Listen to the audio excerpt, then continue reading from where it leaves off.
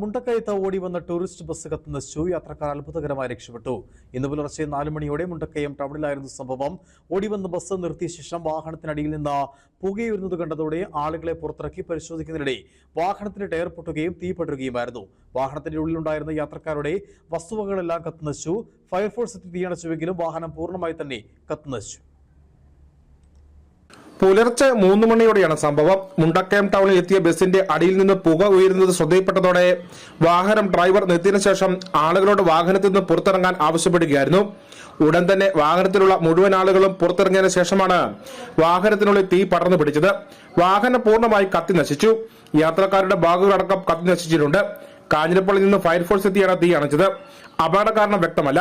വാഹനത്തിന്റെ ടയർ പൊട്ടിയതാണ് തീ പടരാൻ കാരണമെന്ന വിവരമുണ്ട്. മോട്ടോർ വാഹന വകുപ്പ്, പോലീസ് ഉദ്യോഗസ്ഥർ എന്നിവരുടെ നേതൃത്വത്തിൽ പരിശോധനകൾ നടത്തി വരികയാണ്. ഇതിനുശേഷം മാത്രമേ കാരണം വ്യക്തമാക്കുകയുള്ളൂ. കോട്ടയം സ്വദേശികളുടെ ഉടമസ്ഥതയിലുള്ള ടൂറിസ്റ്റ് ബസ്സാണ് ഇത്. മധുരയിൽ നിന്നും കൊച്ചിയിലേക്കുള്ള യാത്രക്കാരായിരുന്നു വാഹനത്തിൽ ഉണ്ടായിരുന്നത്. News bureau, Peermade.